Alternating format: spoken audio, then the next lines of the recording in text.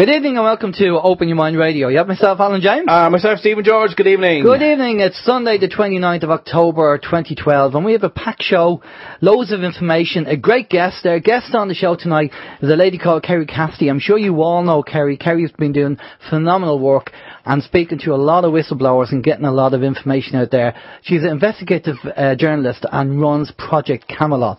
And we're going to be talking to Kerry about loads of things, loads of subjects. We'll be jumping from one to the other, so loads of information is going to be interesting. She's just back from Europe, I believe.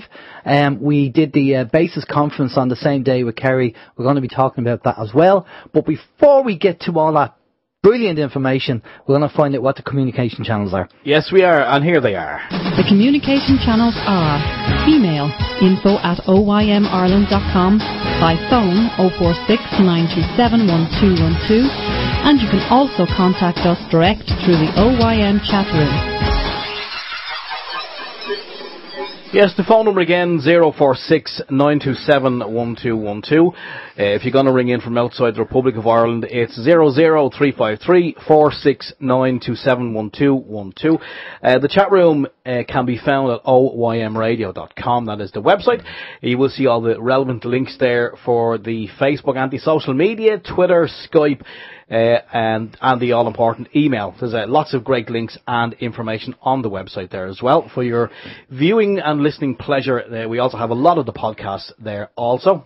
We also have the People's Internet Radio chat room. We're going to monitor both of the rooms for questions for Kerry this evening. What else have we got? We have the TuneIn Radio application that is on the website there as well. It's a free download. You can stick it on your iPhone, your smartphone, and you can listen to us on the go 24 hours a day. In relation to email, info@oymradio.com. As we have mentioned, if you are a long-time or a first-time listener or have never contacted the show before, please drop us a quick one-line email just to say hi, because we do get a kick out getting emails from various parts of the world. And that said, we did get a couple in during the week, so you know who you are, and a big hi to everyone who does send in emails. Alan. Fantastic, right. I think Ireland has become, with a few of the countries thrown in as well, the biggest to open their mental asylum going at the moment, because it's just madness of the amount of things going on, especially this tracker mortgage scandal that obviously we know that white collar crime, nothing's going to be done about it. But the news, kicking off the news, RTE.ie did a report and said court cameras will demystify process, says Chief Justice Frank Clark. Chief Justice Frank Clark explains why he decided to allow cameras into the Supreme Court for the first time in the history of the state. Well, that's a very good move, and I'd like to see the cameras in the District Court, the Circuit Court, and, well, all courts, to be honest with you. That means we can keep an eye on the judge and we can have a look at what we call justice, because I know Ben commented on this. We're going to get Ben on in a couple of weeks' time, and we're going to be talking to Ben about this. And I know he commented on it. So it's going to be, like, it'd be brilliant if we had something like Judge Judy where we could watch the judges. Because then we would actually hopefully see them interpret the law instead of making the law and making their own interpretations of what they think the law is rather than what it really is. So fingers crossed, if they carry on doing that, it'd be brilliant for a lot of us, and we can watch court cases and stuff like that. So it's a step in the right direction. Steve? Yeah, breakingnews.ie says the Taoiseach says he is unable to send in Gardaí to investigate the tracker scandal. Anyone who's been watching the news or the goings on over here for the past week or so will know that there's a lot of scandal going around in relation to the banks and tracker mortgages. The Taoiseach has said if anyone believes a crime has been committed over the tracker scandal, they have an obligation to report it to the Gardaí. Leo Varadkar was reacting to a question about his coalition partner, the Independent Alliance, issuing a statement through the government press office calling for a criminal action against the banks. Mr Varadkar would not say if there is a coalition disagreement, but said he cannot personally rule that a crime has taken place, and he does not have the power to send in the Gardaí. If people believe a crime is being committed, if they have evidence a crime is being committed, then they should report it to the Gardaí, he said. Part of the investigation and the probe that the central bank is carrying out will examine as to as to whether there was collusion or fraud. There's a difference between a breach of contract and criminal fraud, and there is a difference in our law between civil matters and criminal matters, he added. He's such a knowledgeable man, really, isn't he? When he wants to be. When he wants to be, And of course, when there's a civil matter and guards have been called with evictions and stuff like that, oh boy, they're there. They're on your doorstep and they're there. But when it comes to white-collar crime and the banks, oh, we can't do nothing about that. It just makes us mad that, you know, it's the nudge, wink, wink societies. Do what you're told. The peasants, you know, get sent to jail for TV licenses and not having a TV license. And yet, when it comes to white-collar crime with billions and millions being stolen, nothing's done. Nothing's done. And there's no crime, apparently. No crime at all of, you know, changing, going off and charging people more money, causing evictions and suicides, because that's what the banks did. The tracker mortgage was a set percentage over the central bank in Europe, the European Central Bank, and they took the people off the tracker mortgage put up their interest rates, and then people couldn't afford their mortgages, and some people committed suicide. But that's not a crime, apparently. Fraud is not a crime anymore, not at all. Isn't it? Oh, it's for you and me. It's for you and me, but it's not for the banks. No. You know? No. Brilliant, brilliant. Welcome to Banana Republic, which is Ireland. Fantastic. How's your week, I think Steve? Bob Geldof had it right when he released that song a long time ago. The Boomtown Rats, Banana Republic. I think you're right, Steve. How's your week? My week's been fine. Just in relation to the white-collar crime, or whatever you want to call it. Myself and my wife watched a film there last night called, I think it was either Made in America or American Made. It was the latest Tom Cruise release. And it was quite interesting, I have to say. It was kind of, if anyone hasn't seen it, it's based on a true story of this guy, Barry Seal. And basically what Barry does, he's an airline pilot, you know, he just wants to earn a few more euro or dollars on the side, so he gets approached by someone to just run a few documents here, there, and everywhere. So he does that. And he's running it like to places like Honduras, Nicaragua, and all over the globe. So he's doing this, and then he's doing it for the CIA. And then he gets kind of asked by the other side, well, sure, look, you're here anyway. On the way back, maybe you might bring back, send over some drugs or some cocaine or whatever. So he's working for all sides now. He gets caught, and he thinks he's going to prison, but ends up in the White House at a meeting. So then the White House, he's working for the government then, you know, and he's doing all this legally. But, you know, it just goes to show you that, you know, if you're doing it, if you or I were doing gun running or drug running or money laundering, it would bode badly for us. But when you're doing it for the government, hey, it's okay. It's okay. So because why? The government doesn't like competition. Absolutely. Yes. There you go. So it's a decent enough film. I'm not a big fan of Tom Cruise, but we watched it anyway, so yeah, check it out. It's definitely worth watching. The next order of business is I have to say hello to two people who are listening and tuning in this evening. That's Holly and James. So they're listening to me there. So I have to say hello to those two individuals. So yeah, that's it. You can head off to bed now. What else? John Kapoor. Have you heard of John Kapoor? No. No. Well, see me, he's all over the news now, and if you go onto any search engine, type in his name, he's a big pharma guy. That's basically what he is. And he's been arrested because seemingly he's been promoting his brand of opiates and all his pharmaceuticals, and he's been pushing doctors and bribing doctors into prescribing his brand over different other brands. His brand is personally responsible, they say, for killing several thousand people in the US. But that's the pharma business. Absolutely. Yeah. I worked in the pharma industry, and we had salespeople from different companies turning up with their briefcases with drugs in them, saying ours are better than theirs, and you know. That's the way it is. That's it. Well, he's been found out, and he's been arrested, and it's big news across the internet. Just type in his name, Kapoor, John Kapoor, and you'll see exactly what's going on there. And people are kind of going, well, this is great, you know, the big pharma is starting to topple. I'm sorry, I don't believe so. I say he's a small fish in a very big pond, so maybe he might get a slap on the wrist, he might do some time, but trust me, the game will continue. And the people in the higher up realms will just keep it, you know, they'll just keep on going. What else are we to say? Just the last thing is, and this is kind of funny. Well, it's not funny, but seemingly if you dream of death, it means the person will have a long life. Have you Okay. have you heard of that? It's a bit of a oxymoron, really. I don't okay. know. I don't know. Right. I probably shouldn't even be mentioning it, but my daughter came to me today and she said that she dreamt last night. She was dreaming of you, so you were obviously the man of her dreams. Okay. Yeah, but right. she okay, dreamt, that's a bit scary. Okay. She dreamt you had died. Right, okay.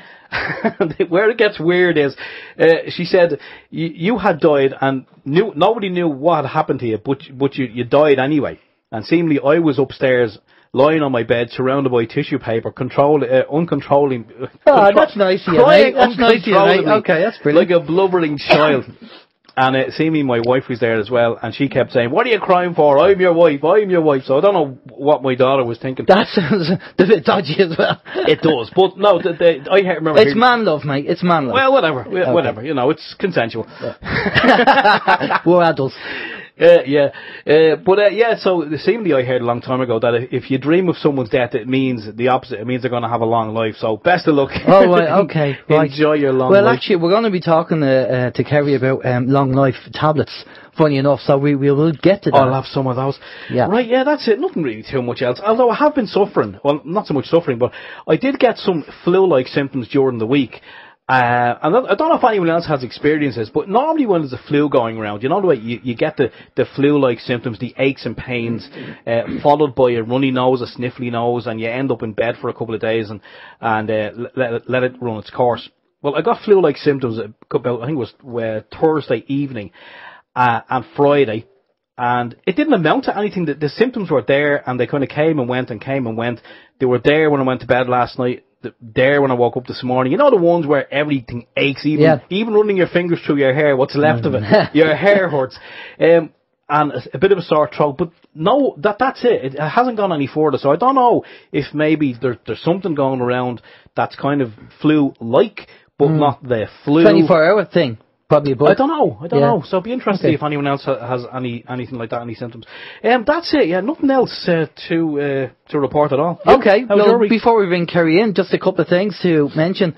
Last Monday, I attended a Land League meeting in County Louth, and we discussed a number of topics. We were talking about affidavits and preparing affidavits, and it'd be great to see more groups like that getting together and helping people that are going through the whole eviction process. I know there's various small groups around the place, but it'd be great to get more like that together, helping each other. It was great fun, cup of tea, a chat, biscuits, and just helping each other and swapping information. You know, it really is good when you have a group of people like that getting together and to help each other. So, you know, maybe that's something that people should think about doing, or looking for a group if they're in the local area. The other thing is that there was a company I seen in my local estate, and the company is called ORS.ie, and apparently they're an engineering company, and they were walking around the state, and they deal with energy reduction and energy monitoring. And I just thought, I wonder if that got to do with smart meters. Yeah, I wonder. Now, normally I'm the kind of person to actually go up to these people and go, who are you? You know, and if they go, well, why do you want to know? Say, well, I'm part of the neighbourhood watch, and obviously we need to know who people like you are walking around the estate. Then they kind of back off when they hear that, and then you kind of start querying. Now, I did ring the company, because you know me, and I said, we have a chap in the estate going around. Is that one of your guys? Has he, you know, do you know him? And she said, oh yeah, that's Shane. Oh, okay, is Shane going around doing something there? Has it got to do with metering? She didn't say anything on the phone. So, so, yeah, that's interesting. So, if you see a company called ORS.ie, maybe they use different companies in different locations, but if you see ORS.ie walking around your housing estate, just keep an eye out. You never know. Especially if they're looking into holes, any of the holes, the arse holes. Very, very interesting. So, and the last thing on my list, I'd like to thank my learned colleague here, Steve.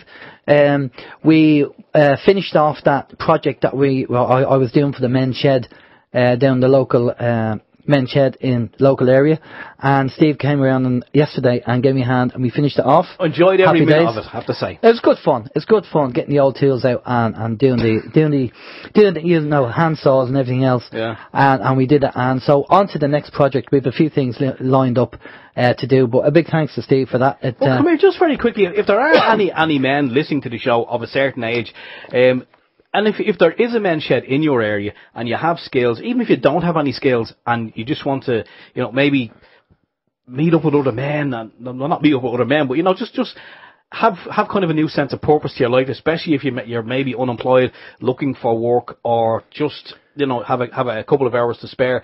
It's a great little activity, and you will find like-minded people. And there's always little projects going on. The one down where we are, I think they're doing maybe, I don't know, a couple of different projects at any one time, and it's a great way to spend a couple of hours and just a break from the routine, as they say. But even you don't have to do anything. If you just want to come down and sit down, have a cup of tea, and then just have a chat, you can do that. There's no hard and fast rules that you have to get involved and do things. You don't. You can sit down. Some of the men just sit down, come along, sit down, get out of the house for a couple of hours and have a chat, and then go home. So, and there's loads of men's sheds, 400 odd apparently around the country. So check it out, guys. It's very good. And for the ladies, well, apparently the ladies are getting jealous. And over here, they're thinking of starting the hen's shed, which is quite interesting. So, we'll have to see what develops from that. Right, let's bring our guest in, because we've loads to talk about on our list. Steve's going to read out a bio, and then we're going to bring Kerry in. Okay, on this evening's show, we have Kerry Cassidy from Project Camelot. Project Camelot is based on an idea generated when Kerry Cassidy and Bill Ryan met and spent a weekend in Tintagel, I hope that's proper pronunciation, in England, overlooking the sea in the home of King Arthur. Inspired by the legend of King Arthur and the Round Table, a utopian vision for the future, we decided to combine our talents and named our project in tribute to this vision, says Kerry. Since its inception, Project Camelot has been a leader in the area of whistleblower testimony by providing filmed interviews, shot guerrilla style on location with key witness and researchers from all around the world. We have travelled to remote corners of the globe and revealed secrets in areas previously only known to a select few, from secret societies and those with high-level security clearances in the secret governments. After less than 3 years of operations, the end of 2009, Bill, Ryan and Kerry Cassidy separated their operations, and Kerry went solo, running Project Camelot. Brilliant stuff. Good evening, Kerry. How are you doing? Hi, I'm good. How are you? Not too bad. Now, as I said before we went live, Kerry has been running around doing a lot of travelling, and we didn't want to disturb her, and then she got back to terra firma and got relaxed and caught up on everything, and we said we'd get Kerry back on, because although both of us did a talk at the Basis Conference, we never had a chance to hook up and meet each other and have a chat. But not to worry, I'm sure we'll come around again. Now, we have a number of things to talk about. The great thing with Kerry is that she covers so many different subjects. We're going to be bouncing around the place with all different subjects, which is great, because it makes the interview a lot more interesting rather than sticking just to one subject. So we're going to start off with basically the Basis Conference, because we both did it. And Kerry, just get your take on how you felt that it went, and the response that you got from it. Well, yeah, it was a lot of fun. It was very intense, because there was, I guess, the Friday they sort of had a lot of speakers talking about Satanism and that kind of thing. So that was a bit difficult, I think, for people. But I did enjoy hearing the sort of presentations that were going on over the whole weekend, really. And it was exhausting, because it went to like 10 o'clock at night. And I have to say, for the next conference, a big footnote that we have to be able to eat dinner at around, a normal hour. Because by the time you get to 10, a lot of restaurants close and all that kind of thing. And so I know it's crazy, but, it's a long day for the audience, I think. The speakers were quite excellent. And I do think it broke new ground, really, because it was combining aspects of, lots of different ways of looking at what you might say is paranormal, UFOs, and then, of course, humans' psychological interaction and their understanding things to do with MK Ultra, of course, Satanism, and so on. So it was quite a combined effort on a lot of different levels, and I think that made it fascinating for people. I really enjoyed the whole thing, and got an interesting interview with Eamon Ansbro. and a very fascinating guy, and he's trying to sort of leapfrog over the secret space program and get his own contact with the extraterrestrial beings using a much more advanced SETI type of, technology, which is, I guess in a sense, he calls it quantum mechanics. Okay. So if you haven't seen my interview with him, it does contain some quite interesting information, and as it happens, he does reveal that they've already been sort of helped along by some ET race in their efforts to create the technology. And the technology, I think we're right around the time, or maybe it's another month away, when he's going to flip the switch, so to speak, and it goes out. And the way it goes out in this quantum way is that it's not like it goes directional. It just goes out everywhere. Now, what I'm very interested in, and I know this is a long-winded answer to your question, but nonetheless, it's important.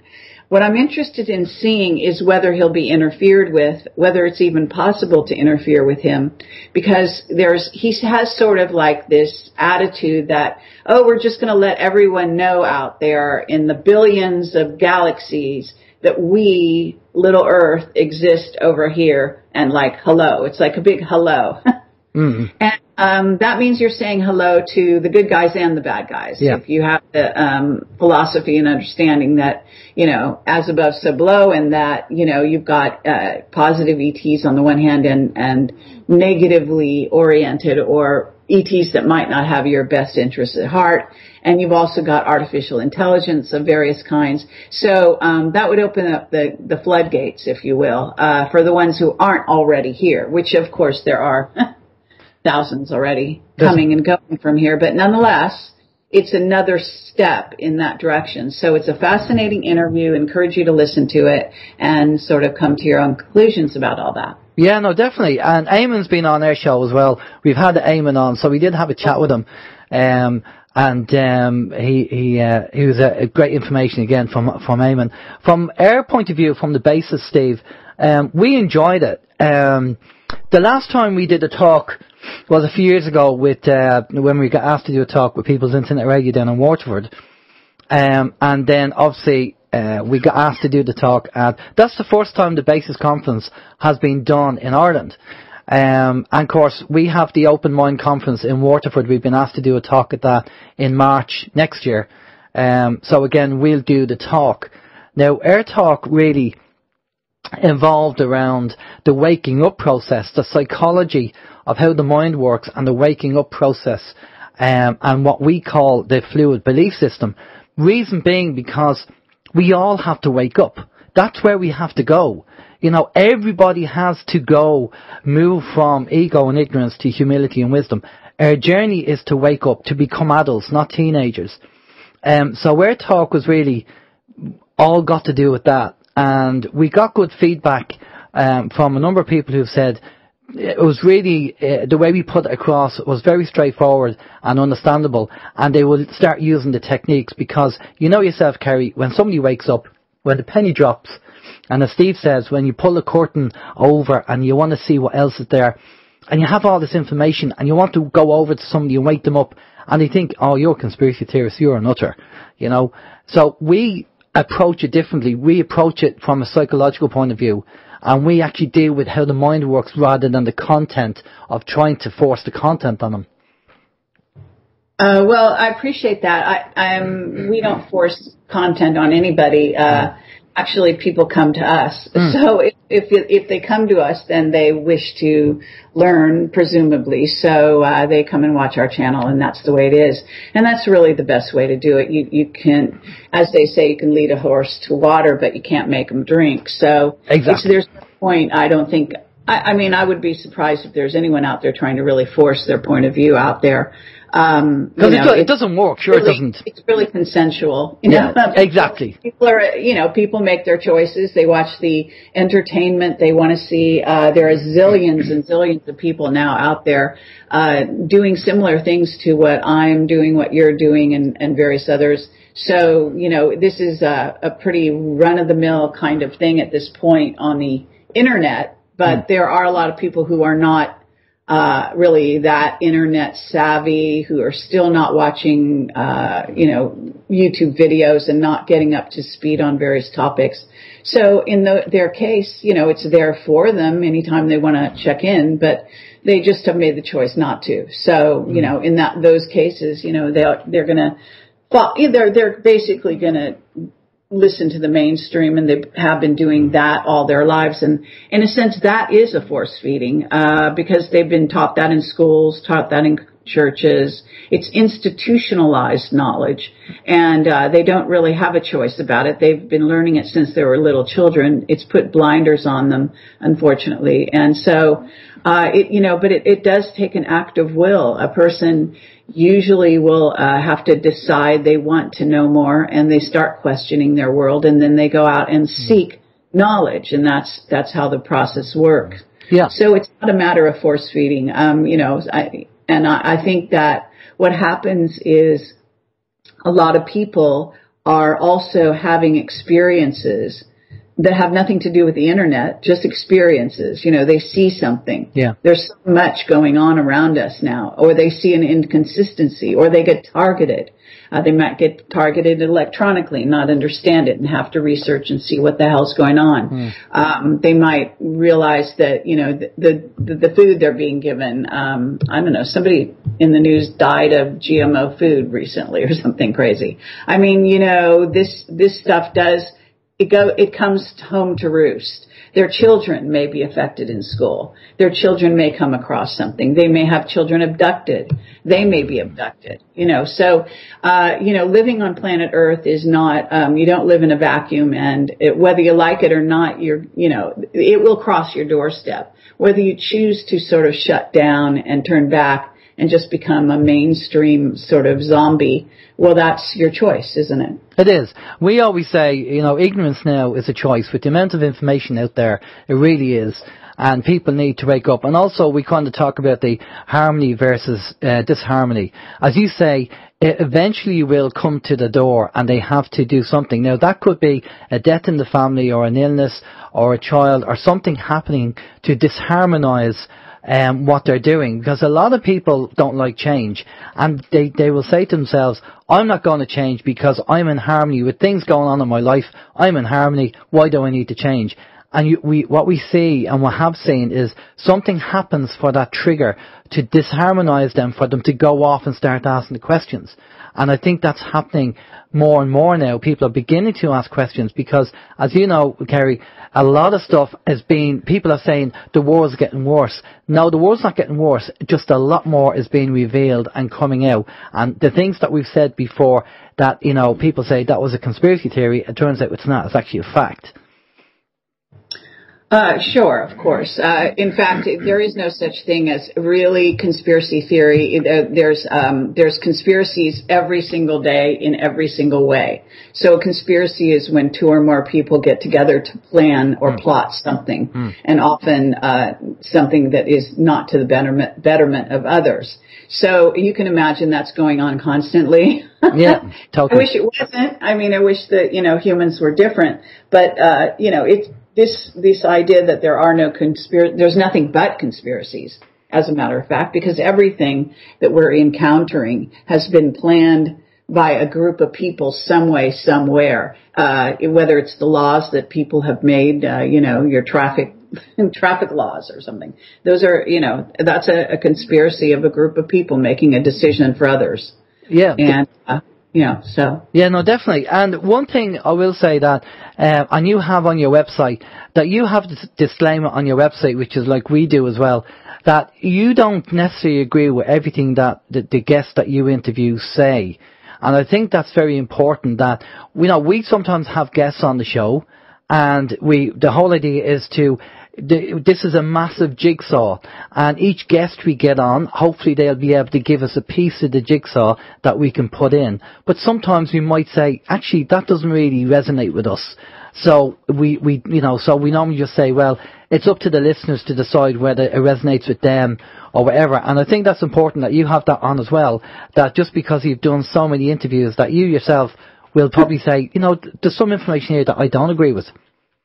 Oh, absolutely. I mean, as far as I'm concerned, any given, even a whistleblower, and not all my interviews are obviously with whistleblowers. So the whistleblowers are pretty few and far between, actually. But all my interviews, regardless of who I talk to, people will have a certain amount of information that can be verified and is perhaps correct, and even could be regarded as truth. And some people will, and they will have a percentage of, what they're conjecturing, what in their own mind or their own imagination they have put together about the world. So then you get that piece of the puzzle, and for them. And then there will be other aspects. Sometimes they've been taught. In other words, someone who works for a secret government is also being brainwashed while they work for them. It's just like if you work for, I don't know, IBM or Westinghouse, you're also being brainwashed by the culture. You can call it the culture of the company. And they tell you what they want you to think about certain things, and they tell you, they sell you on certain products and so on and so forth. And then you go out and you preach the sort of gospel according to that company. Yeah. But the person who does that is not necessarily malicious. In other words, they don't think they're doing a bad thing. Someone working for the phone company that doesn't think they're doing a bad thing when they recommend phone products or whatever it happens to be. In other words, it's what they've been taught. Yeah. And so you get the same thing with people who are religious, right? And going out and preaching whatever they've been taught as a child. They believe it. They carry it around with them. They think it's truth, and they tell everyone else.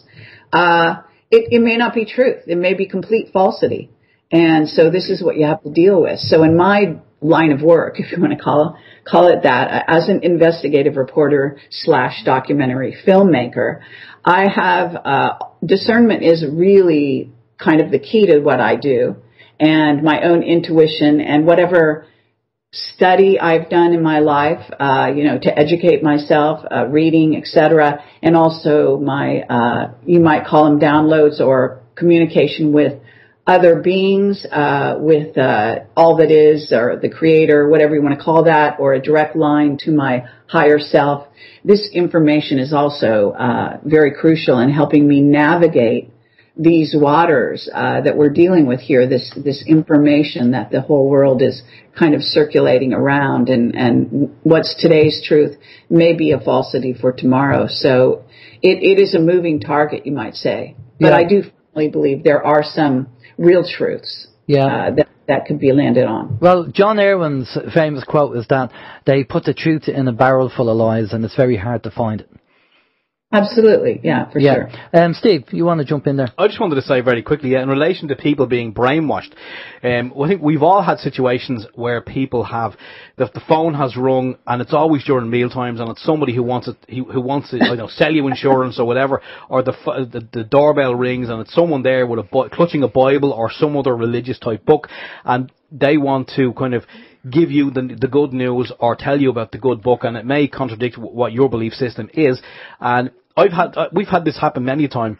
And I know personally a lot of people who just get abusive at the door because they're not interested. But my whole thing is, if someone knocks at your door, then you don't have to stand there and be preached to. You can ask them questions as well. And I've done this many times, and I always encourage people to do it. That the people who knock at your door or ring you up on the phone, who are trying to sell you a product or a way of life or a religion, they obviously firmly believe in what they're doing. If they didn't believe in it 100%, they probably wouldn't be knocking at your door. So, chances are you need to educate them just by asking them questions. And if you tailor your questions to really good questions, then, you might get them to start questioning what it is that they're pushing on you.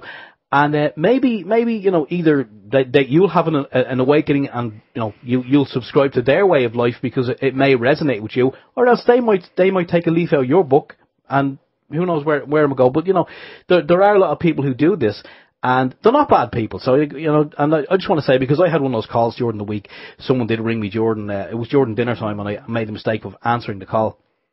And they're not bad people, They're just probably, as far as I'm concerned, that was me. They're missing. Yeah, it was you. Stop ringing me during meal times.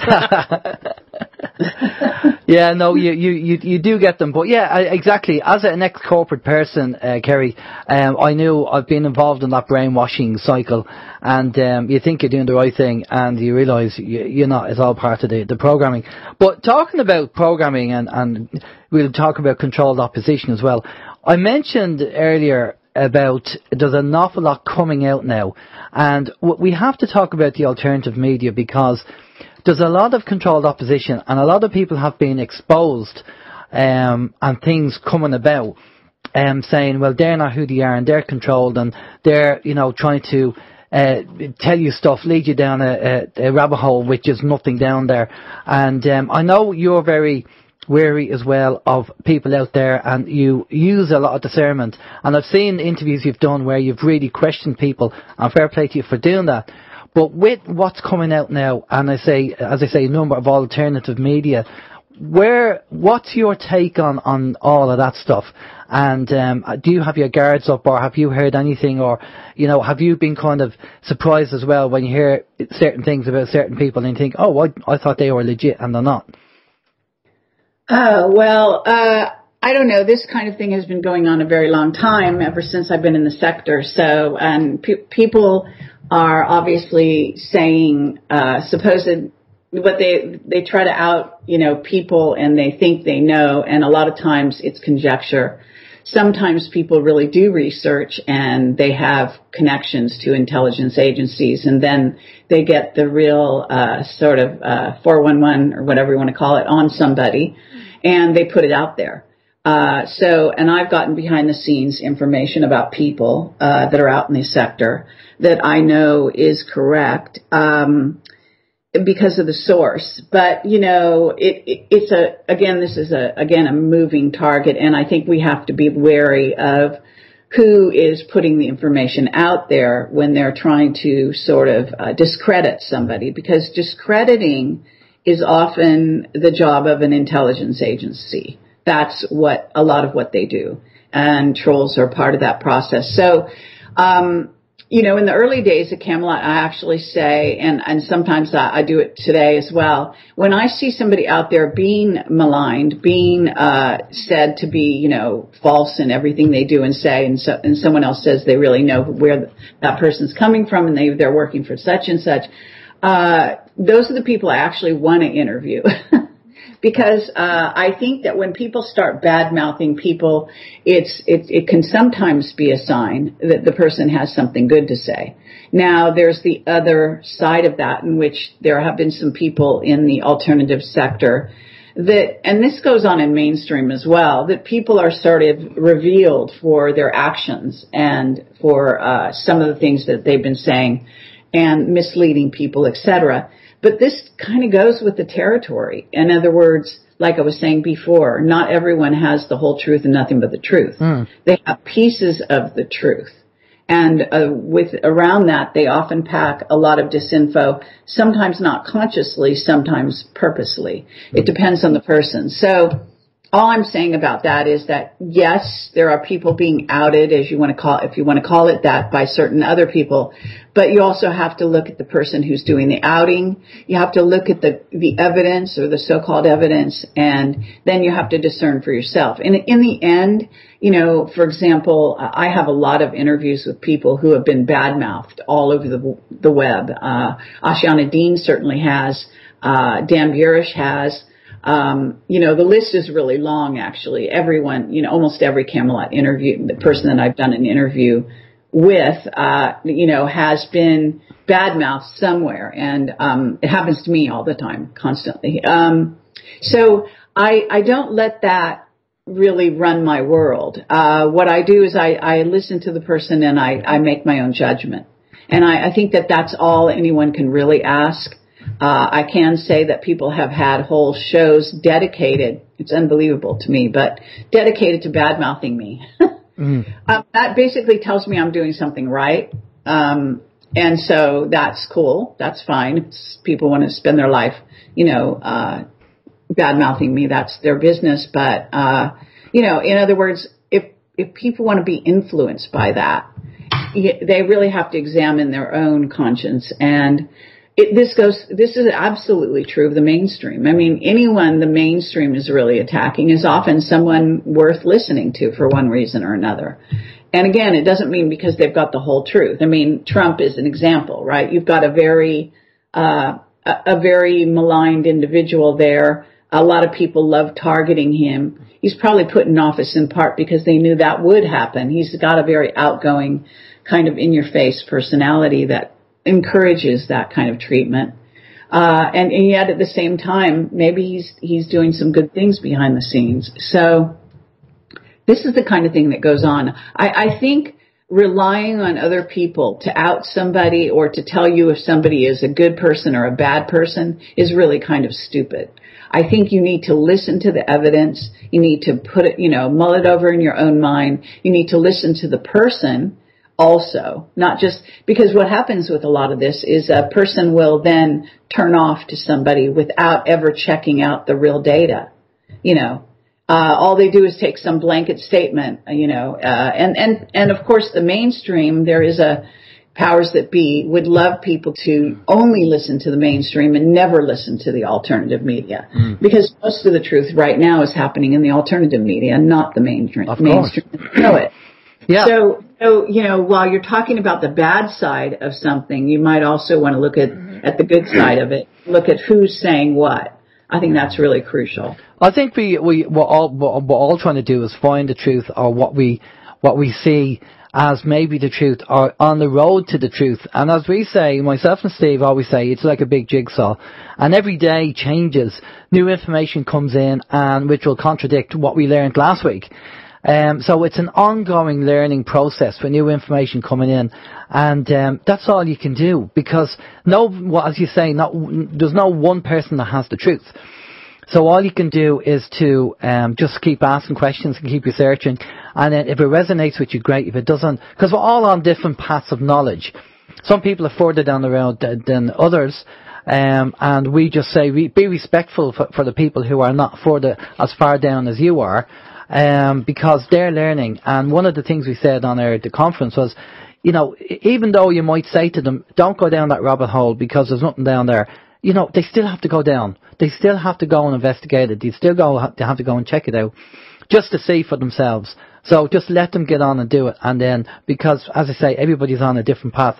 But let's get into some of the information regarding the interviews you've done, and we'll have a talk about it, because some of the interviews and some of the information I've come across is just mind-blowing. And people would be kind of going, even people in the alternative media would be going, wow, that's just something else. And of course, again, it goes back to what you say about evidence and why you feel that might be resonating with you and why you think it's truthful. Now, one of the things we mentioned earlier about the youthful side of things, and I know that when you interviewed William Tomkins, who is now apparently passed over, one of the things you mentioned was this pill that they have, which reverse ages people. And William Tomkins was supposed to, hopefully he wanted to get that to benefit himself and his family, so he was doing what he was told. But I think Captain Mark Richards, who's another whistleblower, said he wasn't going to get it. Do you want to tell our audience a bit about this, the tablet and this, because everybody's looking for the fountain of youth, and to believe, we had Randy Kay on the show as well, Captain Randy Kay, and he said that he was on Mars and that they have technology where they can put you in a machine, and if your arm's blown off or whatever, they'll just regrow it and it's there.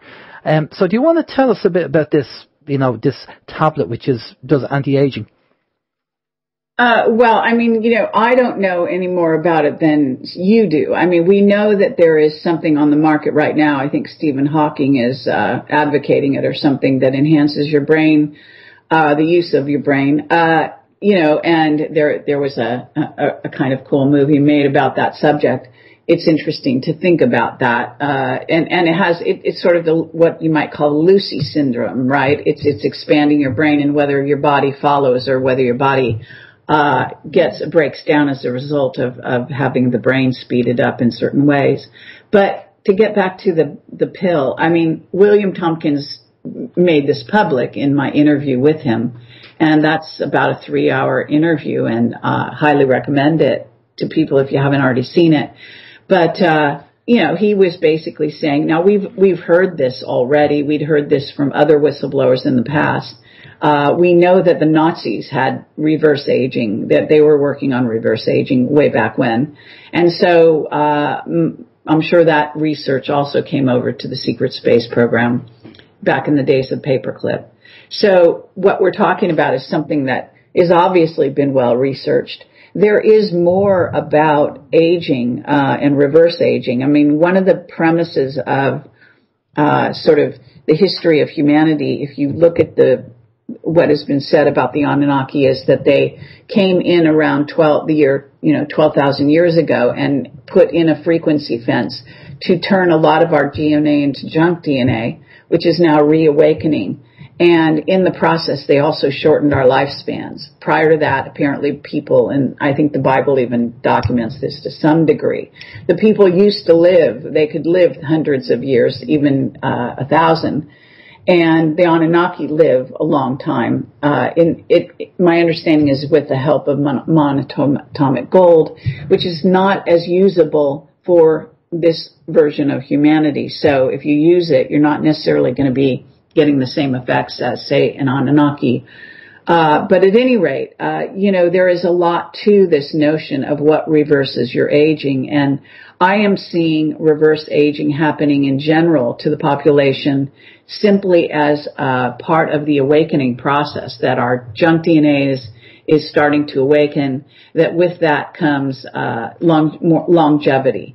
And so I think humans are moving down that path slowly. Now, as far as the altered, way of reverse aging a person using a pill or whatever, Tomkinson was very specific. I think he said that you had to take the pill for 3 months, once every 3 months, and then gradually you would go back to the age and you would flatline, I guess, more or less. And I think women were a bit younger. They were around 21, and men would go back to the age of 27 or something like that. I don't have the exact dates, ages right, but necessarily. But, this again is something that has been part of the human genome and our capability prior to now, and was turned off, was interfered with. So as we sort of awaken, that's changing.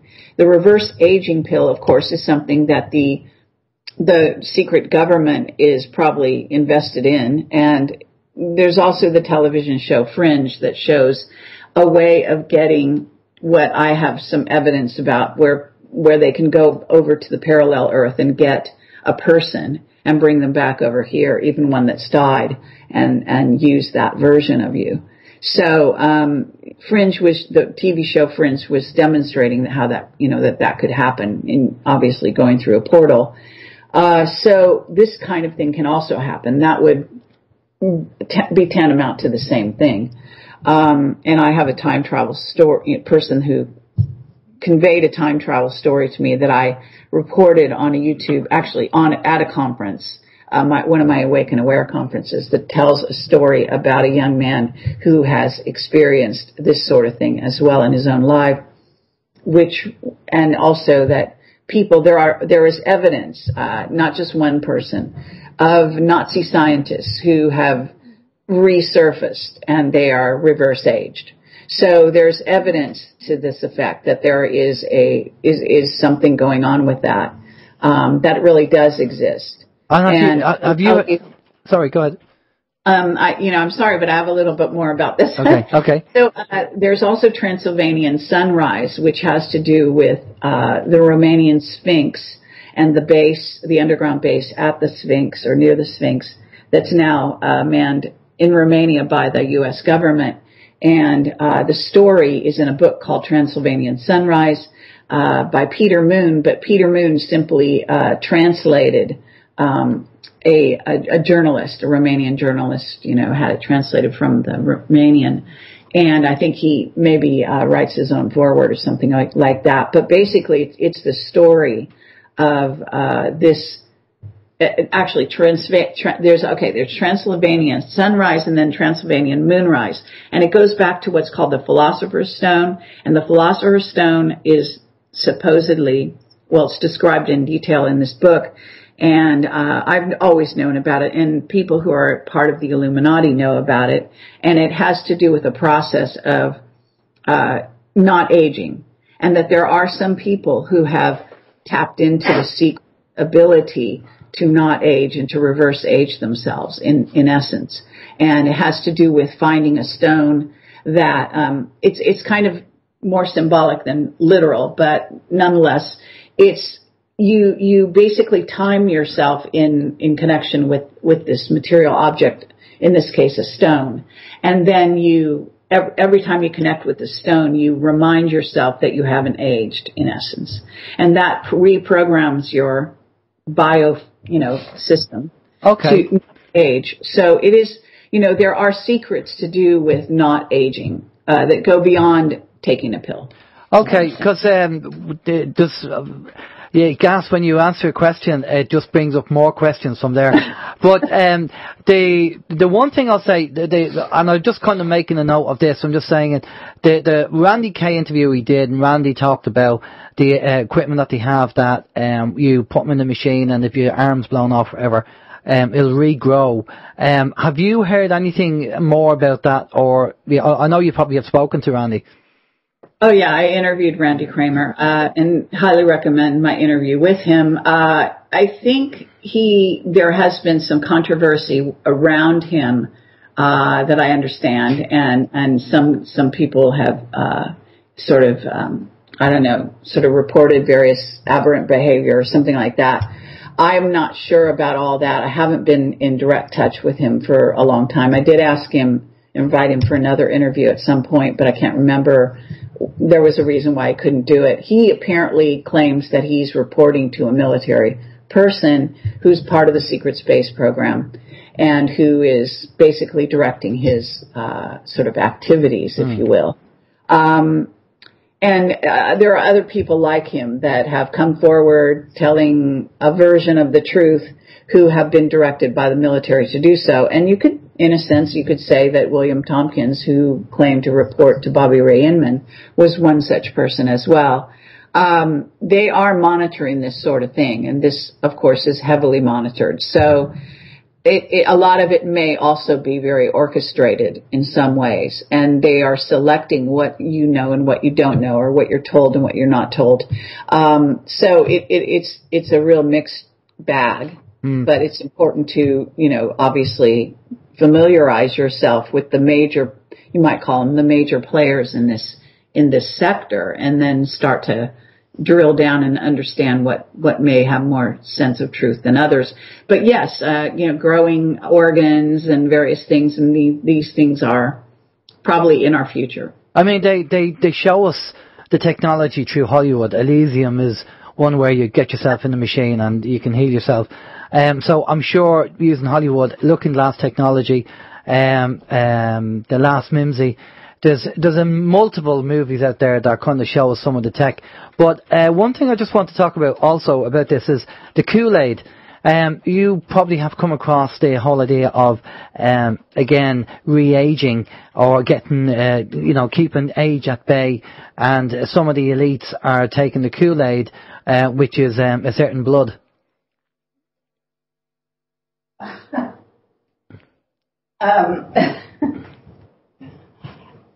Yes, obviously. Hello? Yep.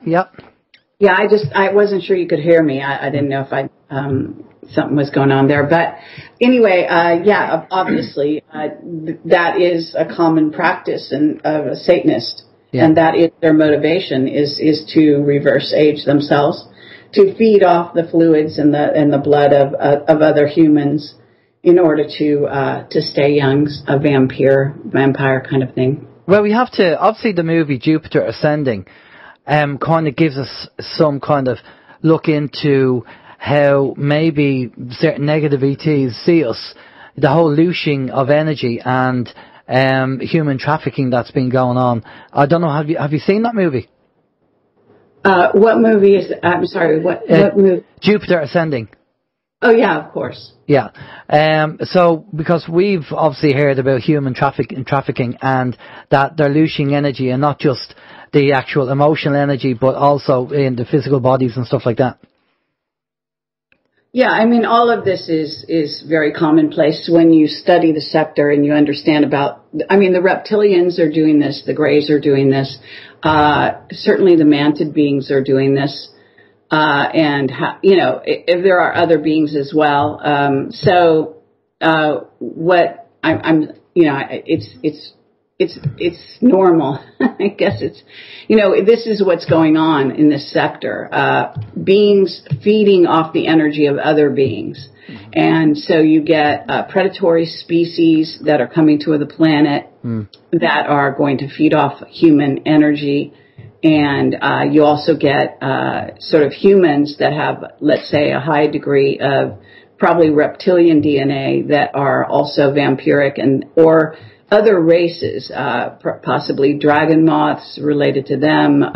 There are so many different kinds of species out there, and feeding energy from one species to another, and I mean, you could say that a trajectory of a soul here on planet Earth, at least, and this is not necessarily how the various other races might do it, but we are developing into what, in essence, are self-generating, energy vortexes, stars, and ultimately suns, if you will. So we can, through meditation, turn our own bodies into having the ability to create our own energy. So we don't need to feed off of others. I mean, even on a very superficial level, you will find old people feeding off the energy of the young. Here in human society, because a lot of people have not learned to be sort of self-generating of the light, so to speak. And so, in essence, it's really feeding off the light, the dark feeding off the light. We call that energy vampires, knowing and unknowingly. Right. And so what is required, though, on the positive side of that is to learn to be, self-generating of that energy so that you give energy to others in a positive way. And you no longer have to feed off of others. And, this, in a sense, the whole learning process of being sort of putting a soul through this experience of being in 3D going into 4D reality would involve that sort of learning process. Okay. Now, another thing on the list here, and I'm just jumping around because there's interviews you've done, and I'm just curious, with the people that speak to you and what they say, and whether it resonates with you. And one of the things that you've mentioned a few times are these giant spiders, which sounds fascinating, to think that the spider's bigger than what we think there are out there in nature, but they're not of this planet. Do you want to tell us a bit about that? Because I'm sure maybe the listeners haven't realised, about, certain things that are going on, and one of them is this. I think you mentioned Vietnam as well, and maybe there's some of them are over there, but do you want to kind of give us an idea? Well, that comes from one of my whistleblowers, which is Captain Mark Richards of the Secret Space Program, and he and his father, actually his grandfather as well, were working in the Secret Space Program, which is the U.S., Britain, all the allies are involved, Russia. They have a secret space program that obviously goes on, and then China has their own, and so on and so forth. But at any rate, Mark Richards talked about in one of my interviews, I think it was the 6th one. I have 7 in total with him, and you can go to Project Camelot, portal.com or projectcamelot.tv and find my Mark Richards interviews. And there's actually, now I've collated all of 7 on one sort of post, if you will, to make it easy for people to find. But he talked about Vietnam being the real war was actually with portals that had opened up in what is in essence the Southeast Asia area, and that these spider beings had come through that, and that Angkor Wat, which is a famous place, I think Angkor Wat is in Cambodia or Thailand. I have to look it back up, but at any rate, there's a sort of story that went on about that. It's quite a beautiful or bizarre place, quite amazing architecture, and that a whole civilization had disappeared overnight from that place. And this happened thousands of years ago, from what I understand, and that was from the same sort of incursion of these spider beings that apparently, according to Mark's story, they came in through the portal. They mind controlled the people who had a river running through the Angkor Wat area to convince them that they had no water, so they became weakened in a weakened physical state, and then they basically microwaved them, and then they ate them. I mean, this is what he tells me.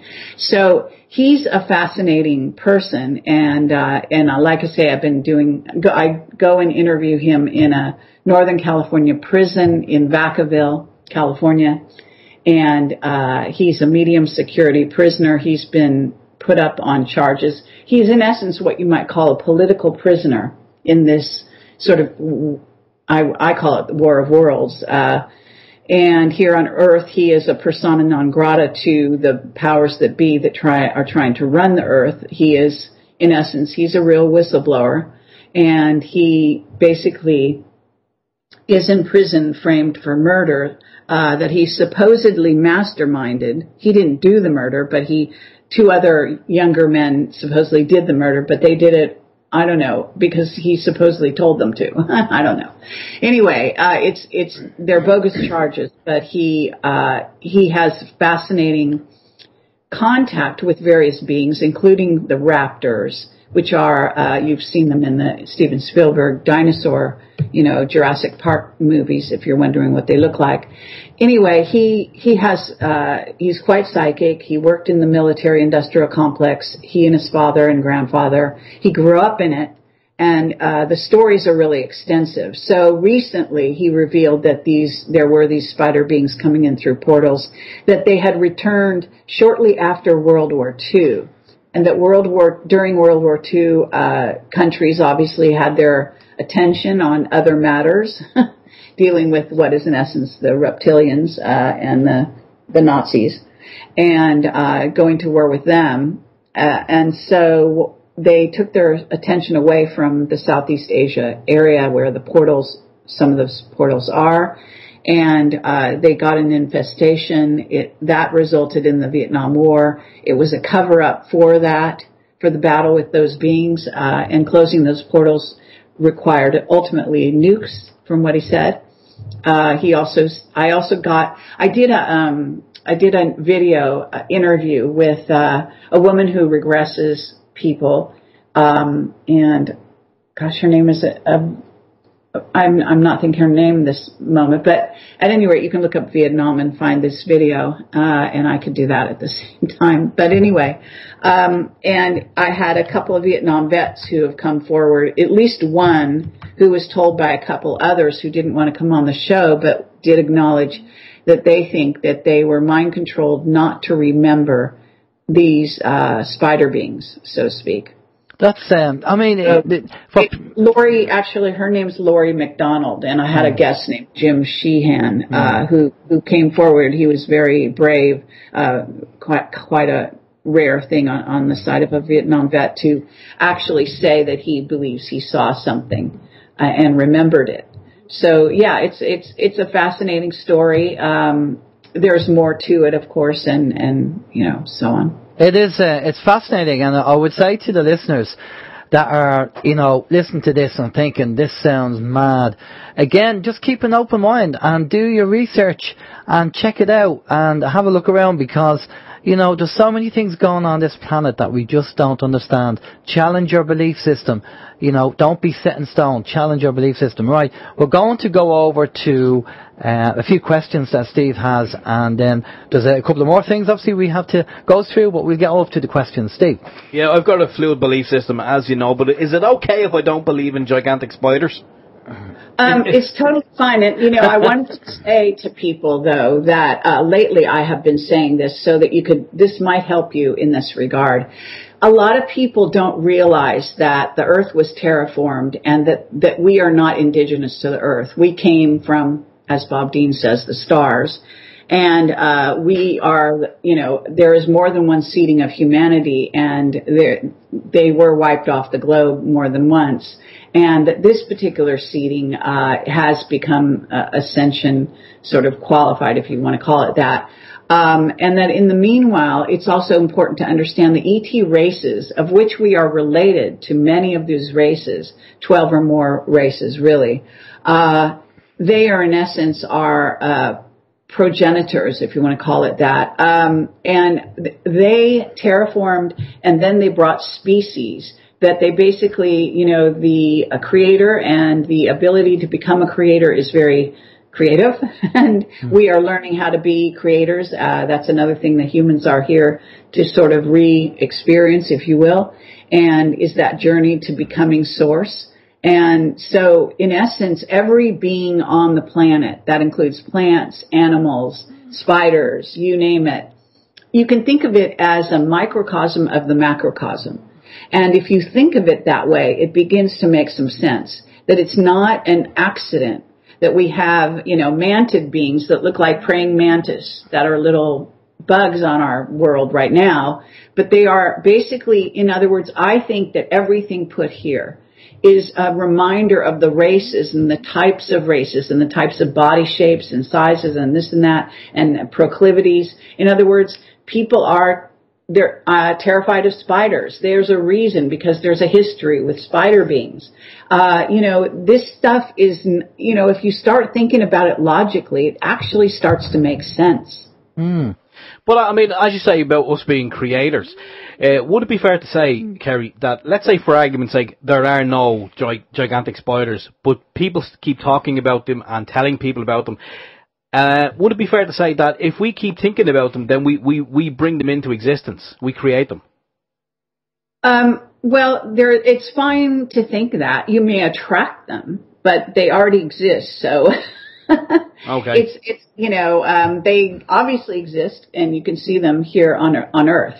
Then you have to ask yourself why they're on Earth, where'd they come from, who created them, Yeah.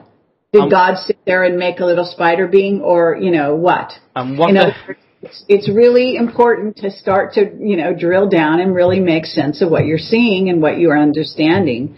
And all I can say is, take that under advisement and start to think about how was the Earth, how did we get here? Sorry about the Bible, just a very limited view of humanity. The Bible is full of programming. It's full of lies, and it's very sad. But nonetheless, there are other ways of looking at things, and so whatever. Well, just this is a little bit off topic, and you just reminded me of it right now when I did speak to my wife about it earlier on. It was one of these YouTube videos where there was this guy, he sounded like he was probably early 20s, and he was in a high school or college, it was one or the other, in your part of the world over there in the US of A. And he was going around this college and he was discussing with other students about evolution and Darwin's theory of evolution. And he spoke to some of his professors also. And he said that Darwin said that, we evolved, humans evolved from monkeys. And he said that it will be the only one of its kind where one species actually evolved into another. And he spoke to some of the professors and asked them, could they give any more examples? One guy said, yes, of course I can. It's happened millions of times. So he said, well, okay, can you just give me one? And the guy said, well, what was it? The bacteria. And he says, right, bacteria have evolved into what? And he said, well, they've evolved into different strains of bacteria. And he said, okay, but they're still bacteria. They haven't actually evolved into something else. And I'm just wondering, what's your kind of thoughts on that? Do you believe that in kind of evolution that we did evolve from monkeys? Because you did say that we came from the stars. So I mean, the evolutionists are incorrect. Yeah, I mean, what happened is that the monkeys evolved. Actually, we genetically engineered them from our own DNA. That's also what went on with the Anunnaki. They added their DNA to us. We already existed. Again, we came from the stars. We were beings from, Lyra is I think, one of the main homes of humanity. So, the bottom line is that no, the monkeys and chimps and all this kind of thing, they're related to us because it was some kind of experiment a genetic experiment, in other words, animals, whether it's dogs or wolves or you name it, everything is a genetic experiment, and it's been created somehow, some way, but it goes back in time, and I don't have the exact genesis of every species, but I can tell you that the basic species, they say that some of the basic species are reptilian birds. Birds come from reptiles, cat beings, and, there are certainly the dog beings. Then there's the humanoid type beings, of which humans are related, highly related. We're sort of a human experiment, a genome that again is related to 12 different ET species. We have a reptilian brain that's there on purpose, as I've said many times, so that we will defend ourselves, because other seedings of humanity were too passive. And so this was a solution of a sort. You may even say that it's a work in progress. You see, the secret space program knows that humans are a work in progress. And what they want to do is they want to, manually take it into their own hands to then progress us along a certain trajectory to make us into a kind of a Superman, if you will. Now, they're doing a lot of that using sort of, you might say, false nano and silicon and various add-ons to what is a natural carbon-based, system. But there's also a natural progression of the races and throughout the eons. And the best history of all of this, how the races have sort of mixed together and infiltrated each other and taken over various groups and so on and so forth, is the Oceanidine books, the Voyager books. There's Voyager 1 and Voyager 2. I think it's Voyager 1 that really details a lot of the interactions of the various races from all over the solar systems, not just this one, but, the galaxies. And, if you read it, it's there. I have them on the front page of Project Camelot. You just scroll down and see them on the right. One of them, the Voyager 2, was re-released as a PDF recently, so it's only $20 or $17.99 or whatever it is. Whereas Voyager 1, I think, has stayed around $20 or something at Amazon, if I recall. That's a hardback book, I guess, or not hardback, but a soft paperback. I don't think it's a PDF, in other words. Unfortunately, because that would be great if it was. But anyway, this history that she got downloaded from what is called the Guardian races, those races that are related to us, who participated in this genetic experiment, which is this human genome, this body. We're spirit first and a physical body second, right? So we're inhabiting these human vehicles, if you will. The vehicle was created by 12 or more ET races. That's a fact. Okay, we have a number of questions here for you, Kerry, so we're going to crack on because we have more to talk about. Steve? Okay, well, that's good information, very thorough answer to the question. I'm going to go in reverse order here. David's question is for Kerry: what is your gut instinct about Kesh and his technology? Well, that is a very complex story. But I will say, I've interviewed Kesh a number of times. The technology has been demonstrated. I mean, he's a plasma physicist, and he's also got very involved in a kind of free energy.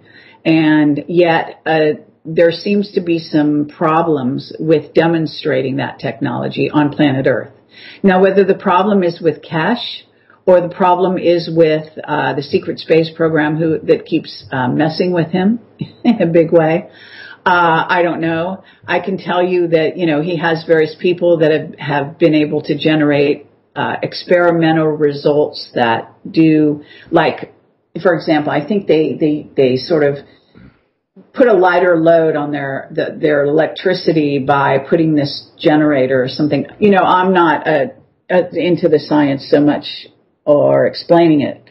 Although I do have a website called bluescience.info that actually is a Project Camelot website where I brought somebody on board who is a scientist to sort of handle it. And it went by the wayside because I guess he's too busy to really do much, but it still exists.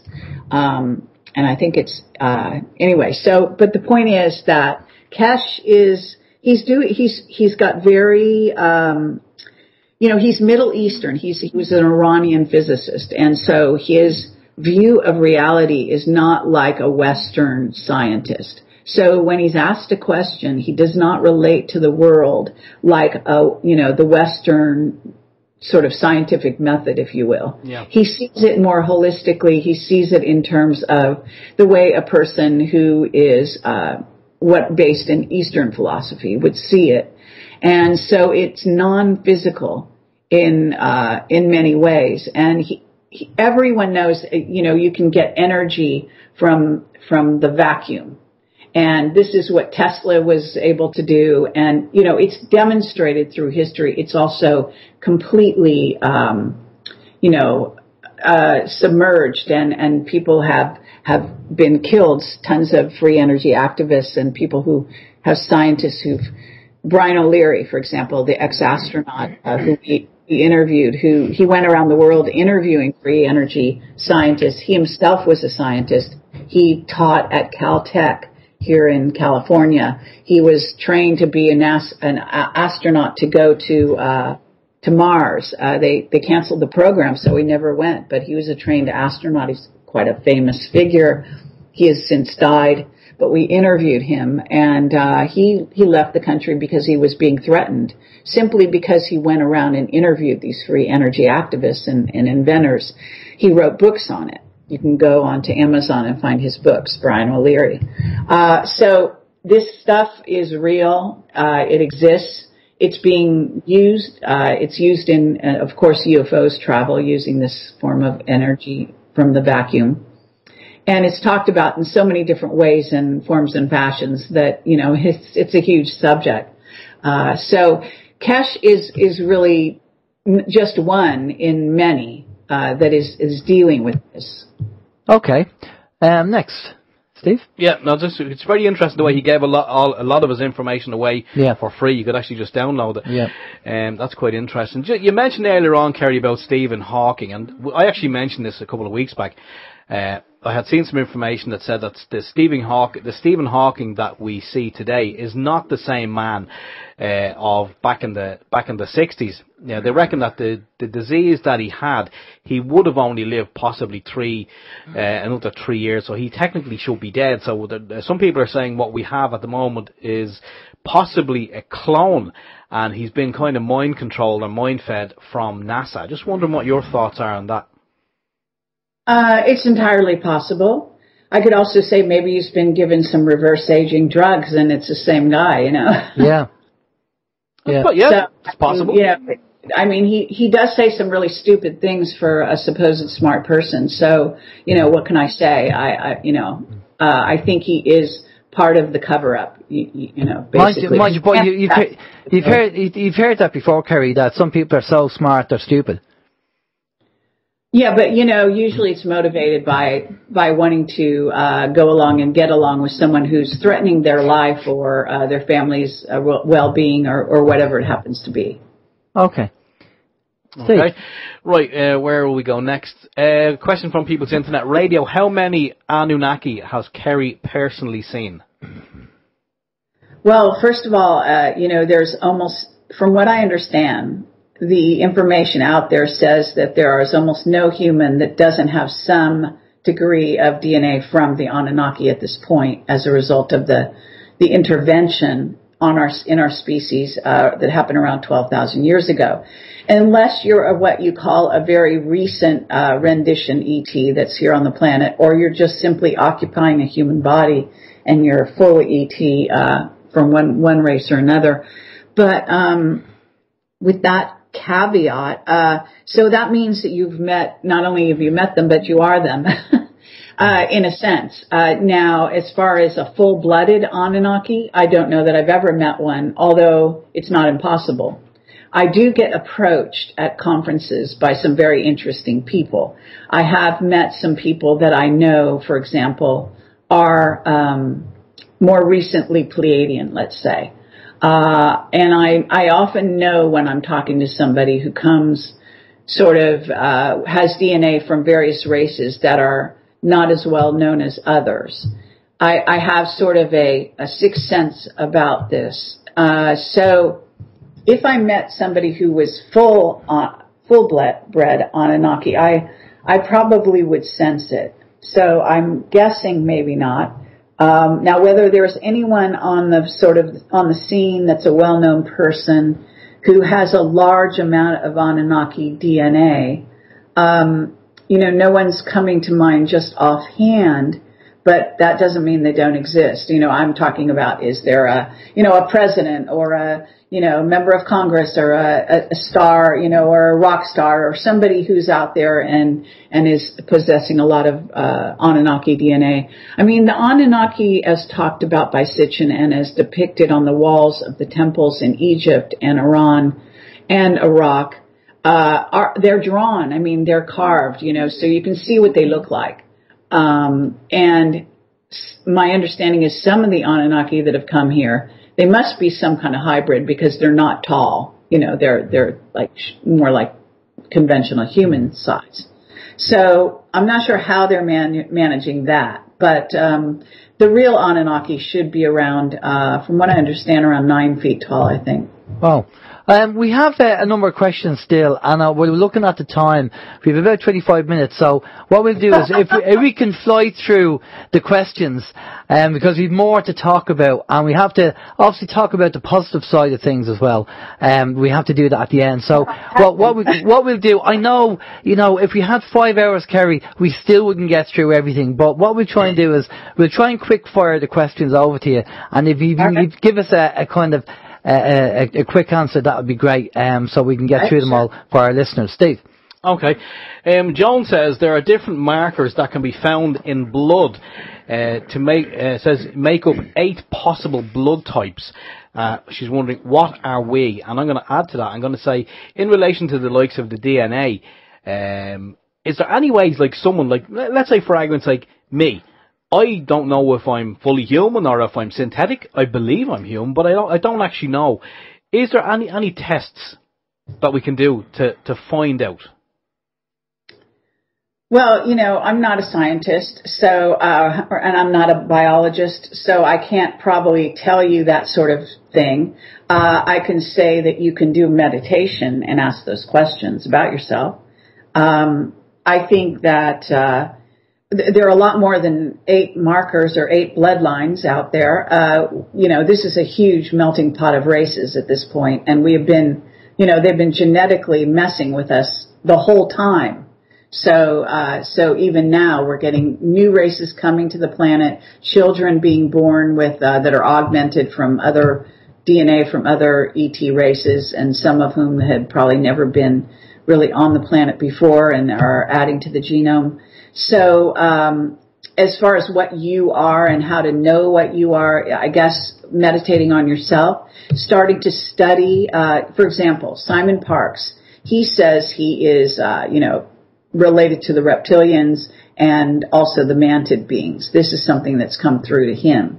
So then you can look at his physicality and you can kind of read it. You can read bloodlines, in an intuitive sense. I have some ability to do this. You can also see, for example, people with red hair have some Neanderthal genes, and you can look to the work of Graham Hancock to learn more about that, or just do some searches on that. They tend to be more intuitive on some levels and can communicate telepathically a bit more easier than some other humans who may not have the Neanderthal gene. And that is when the Illuminati, you will often see an Illuminati marrying what's called a black, which doesn't mean black skin, it means a certain genome, which is, I think, really the Celtic. genome with the Anunnaki, not the Anunnaki, but the Neanderthal, a redhead. So you'll get a marriage between a brunette and a redhead. And that's like one of the favorite sort of combinations that the Illuminati arranged marriages are made up of, and you can actually trace that through history. And they do this on purpose to create what is in essence a hybrid child that will have both proclivities of the Celtic race and the redheaded Neanderthal. That's interesting, all right. Watering down as well. Well, the blue bloods, as you say. Tell me something, Kerry. Have you come across any more information regarding the whole Planet X thing from Captain Mark Richards or any whistleblower? Because again, there's this kind of talk about, is it there, is it not, is it going to happen, is it not? Is there any update that you have on that? Well, I can say that I saw Bob Dean in person about, 6 months ago, and he had done an interview with me quite a few years ago called, I think it's called Nibiru, and it's on my website and on my YouTube channel. You can search for it. But Bob Dean is a whistleblower, a real whistleblower, who violated his security oath in order to tell people the truth about what's really going on. And he basically, he has been told by insiders, because he was part of the Old Boys network that is, in essence, made up of members of the secret space program, that Nibiru was a reality, that it's a brown dwarf, as Andy Lloyd had said, surrounded by a number of planets, and that it was going to come through interacting with our solar system, as Zacharias Sitchin had said in the 12th Planet, that it would be returning around this time. And so Bob Dean said that his insiders had told him it was coming in 2017, that it would be something obvious. Now we're almost at the end of 2017. There have been some video evidence that indicates there's something out there perturbing our solar system. It's very inconclusive as to what it is, and I'm sure that there's more than one thing. There are planetoids, for example, and also, what do you call them? Dyson spheres, and with things going on. And there's also electromagnetic clouds that are sort of impacting us and energy. So it's a huge gamut. One thing that has occurred to me recently about Nibiru and why everyone is constantly wrong about it is, one, it is, that particular planet is in essence driven. It's a craft. And many planets and many planetoids are what we would term a kind of a craft. In other words, it can be steered. So it's not necessarily going to follow an exact trajectory. It also can go interdimensional. The nature of gold, and there's a bunch of evidence out there that the Anunnaki used humans to mine gold. And the reason they used the gold was not only for the monatomic gold, but also because they supposedly wanted to put it in the atmosphere around their planet Nibiru. But what they don't tell you is that gold also allows you to go interdimensional. And there's a special property in real gold that has this sort of augments the ability to do so. And we already have that ability, to do so. So it's very possible that Nibiru is going interdimensional, and so it comes in and out of focus, if you might say, or in and out of this dimension, and that's why it's not easy to see, and that's why it also, and because planets are aware, planets are not just dead objects rolling around like balls on a billiard table. They are aware. And one of my witnesses, Cameron Faley, who disappeared, went black, as we call it. He's still around, but he's basically been told to shut up, and has for many years now. He was wrong about Nibiru, but he may have been right in some of his stuff. So, it's necessary. He was excellent when it came to the financial side of things, and also because he'd worked for the Anunnaki for many, many years, and his family had. and he's a Kurd actually, and dealt with Saddam Hussein and his family and so on and so forth. Anyway, those interviews are available on my website as well. So you can't take there's no reason to throw the baby out with the bathwater. Understand that he did put out some very good information. He was wrong about the return of Nibiru, when it would show up, when it would perturb our solar system in such a way, and what effects we would see. But again, I think part of this is because of its ability to go interdimensional. No one else has really talked about that. I think, maybe that's just my own idea, but, take it for what it's worth. No, that's okay. That's fine. We have about 15 minutes left, and obviously we always try and, end on a positive and talk about the positive things. If there is any out there, I don't know whether there is, but is there any positives there that you've come across in your interviews, or any information that we could actually talk about? Because I know there is an awful lot of doom and gloom out there, and what we normally say to people, I'm sure you do the same thing, is look, it's information. It's not fear porn, it's just information, it's the way you treat it. If you perceive it as fear porn, then obviously it is to you. Because myself and Steve, when we first started, probably like a lot of people, we kind of said, oh yeah, that's very, fear porn. Where now we just say, look, it's information, just treat it as such. So do you have any positives that you've come across, or anything that you think, with what's going on the planet at the moment, have any whistleblowers come out and said, well, here's some positive stuff that's happening? Because we've kind of heard there's an awful lot of not an awful lot, but there are good things happening. I mean, there are white hats, there are people working in the background, and things are happening. What's it, any information come from your whistleblowers, or any background information? Well, as far as I'm concerned, it's all positive. So I don't see any real distinction there. I see that humans came here voluntarily. We came here for the experience of understanding the interplay between dark and light, and that we're part of that. So it's part of the experience. And absolutely, there's a tremendous amount of light. We are light.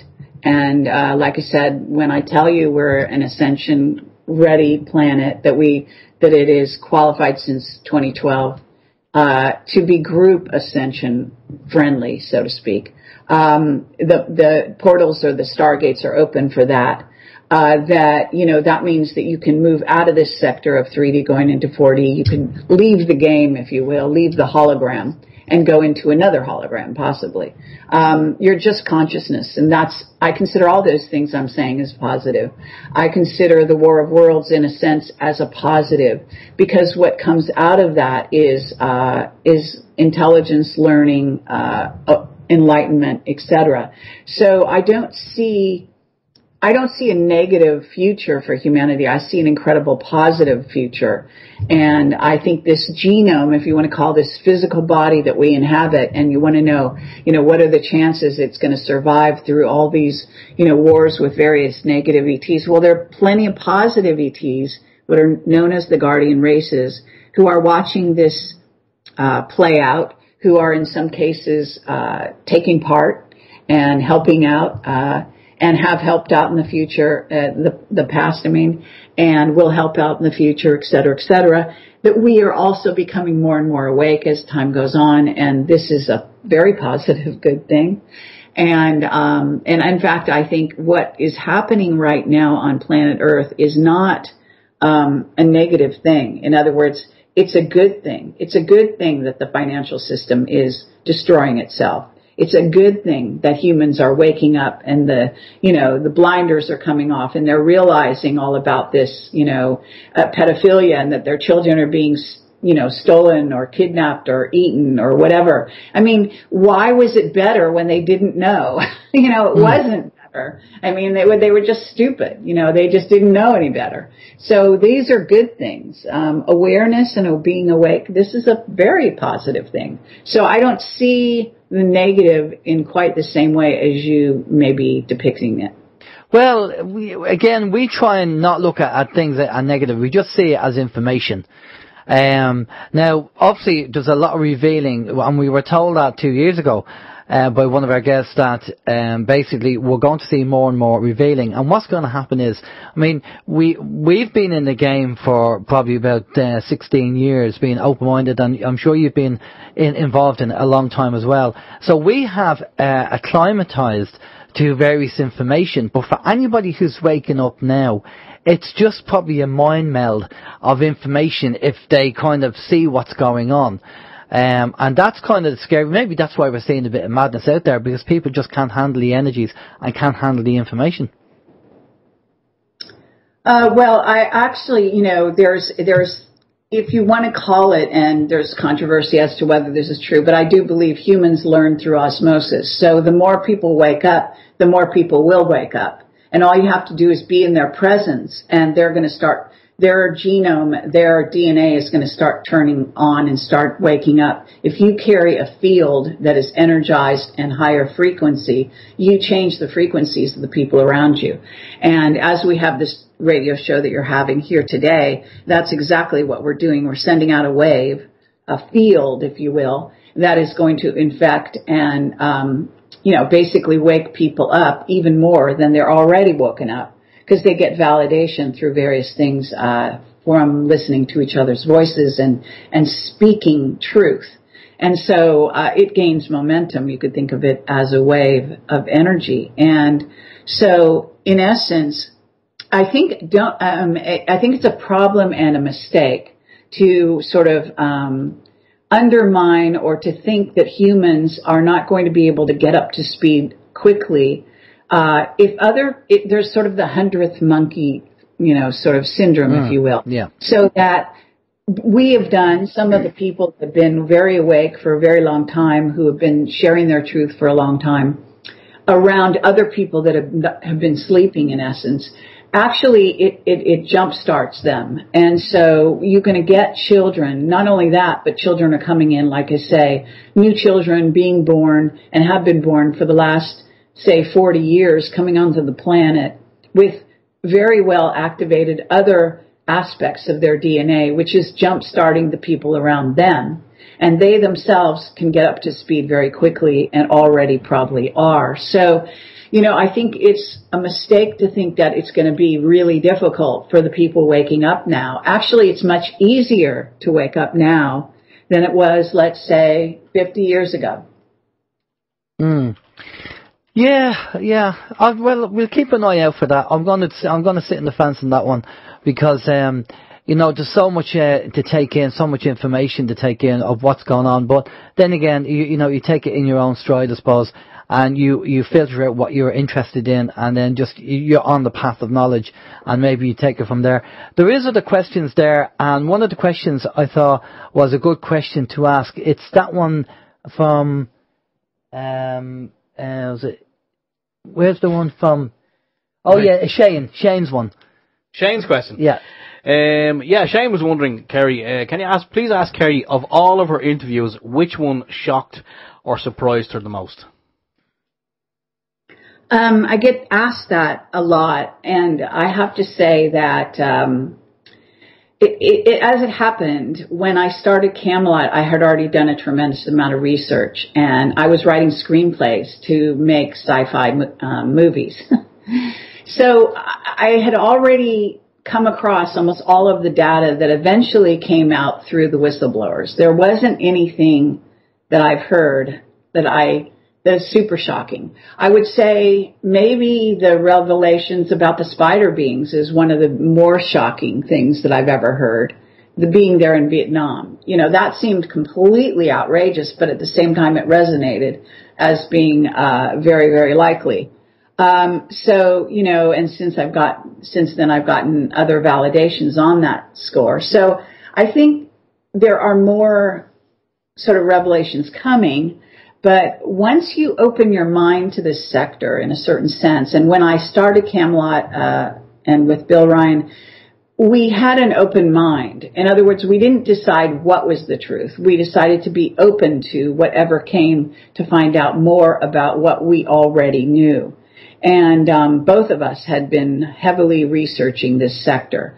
So, I decided that I wanted to interview Mark Richards years before Camelot, when I first heard his story. And it immediately, when I read about him on the internet, and him being in the jail and people saying, you know, this guy's a liar, he's in jail, saying, you know, he's framed for murder and he says he's innocent, and he says he invaded Dulce, you know, and had a battle at Dulce, which was one of the first things he was talking about.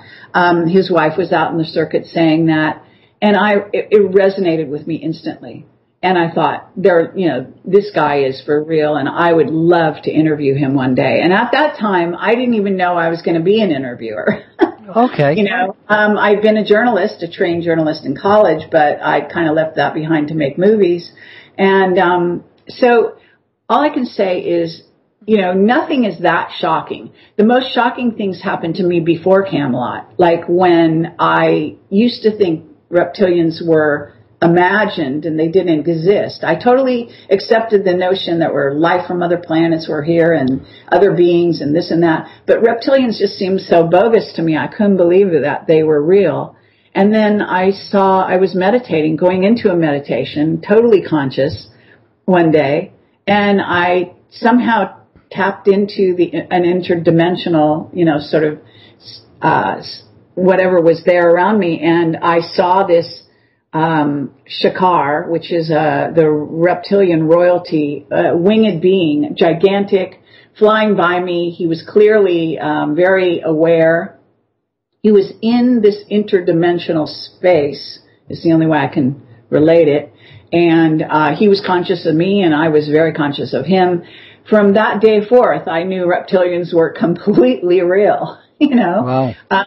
It had nothing to do with Project Camelot. You know, I wasn't even in back then. So what can I say? Yeah, well, just one of the things, myself and Steve were talking about this. Have you ever heard about Claude Royale and the Aurelian movement?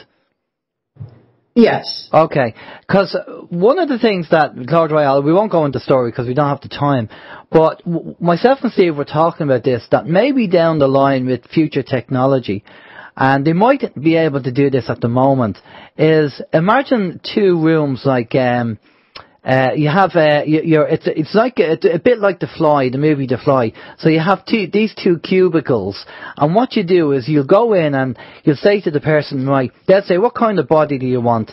And you give you tell them the type of body you want, and you go in the other cubicle, and what they do is this is what me and Steve were just talking about. They'll take your consciousness from your old body and move it to the new body, and then basically you walk out with this new body, but it's you as a person, but you're in the new body, and your old body gets disposed of. You know, now Claude Royale kind of touches on that in his book, on what he said he experienced. Just very quickly, have you come across anything like that about the transfer of consciousness and something like that? Yeah, I mean, I know Greys do that, and Dan Burish actually talked about he basically says that his consciousness came from another body. He describes that in one of his interviews with me. So, you know, we know that Greys can transfer consciousness from one body to another. We also know that there are these things people will call them walk-ins. Various people have said they're walk-ins, feel that they are. They may well be. You know, so, I have to say that nothing would surprise me. So I also think, I know my body has been augmented since I was quite young. I had many abductions and many contacts with various beings and so on. And even to this day, I see my body being upgraded. And how that's happening, I'm only partially aware of. I know it's happening. So I don't know if there's others out there that are feeling the same kinds of things.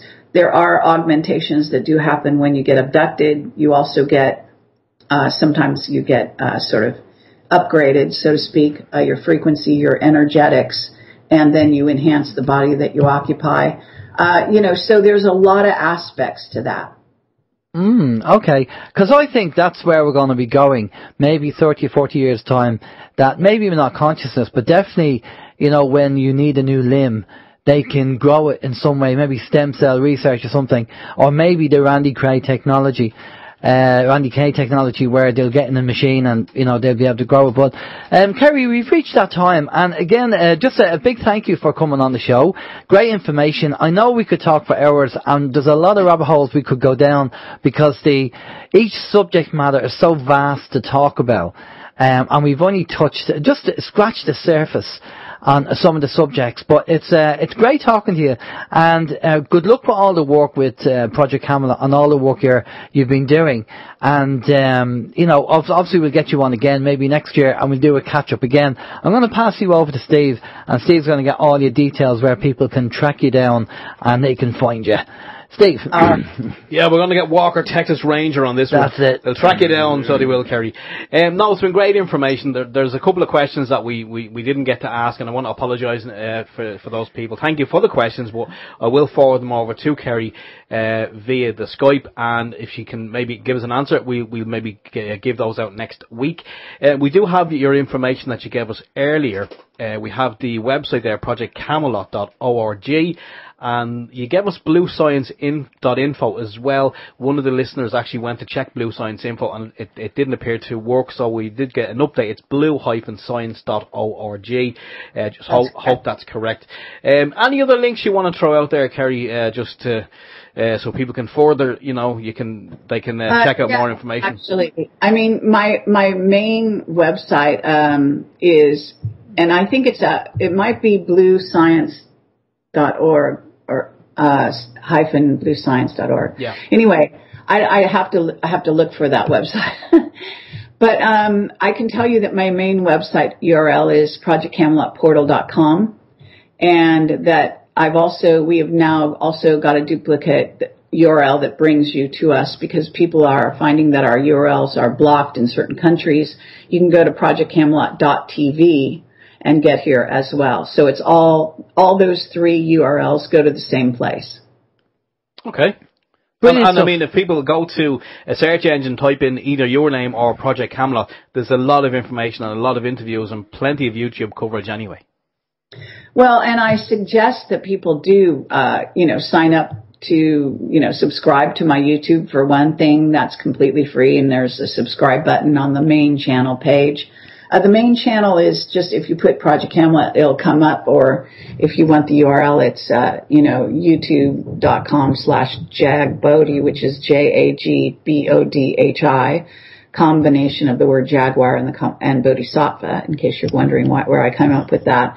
And that was back in the day when YouTube was just starting, and I created my own channel, never knowing I was going to be doing Project Camelot. I named it, just this name that I used to use for, like an avatar name or something. Anyway, so that's out there. I subscribe to my YouTube, subscribe to my newsletter on Project Camelot, .tv, and I also suggest my Twitter and my Facebook, and my Facebook is Kerry Lynn Cassidy, and there's also a Project Camelot Facebook. I have like around 6 Facebook pages, and what else can I say? I think that's about it. Brilliant, fantastic. So loads of ways people can keep a track on what you're doing. Brilliant, Kerry. Well, thanks a lot for coming on again. Much appreciated. Just stay with us there for a minute. We're going to go off to a musical break, and we'll be back after this. This is Open Your Mind Radio on OYMradio.com and peoplesinternetradio.com. Okay, we're back. Anyone who's wondering, that was Alan Carna and Put Your Hands in the Earth, a great song. And I believe we still have some copies of Alan's CD that he was kind enough to send over to us. If you would like a copy of that, just pop along to OYM and have a look in the link there for the shop. You will see the CD in there. Brilliant information from Kerry, and it just makes you think. As I said, myself and Steve a while ago were talking about this process, about maybe in the future, about transferring consciousness.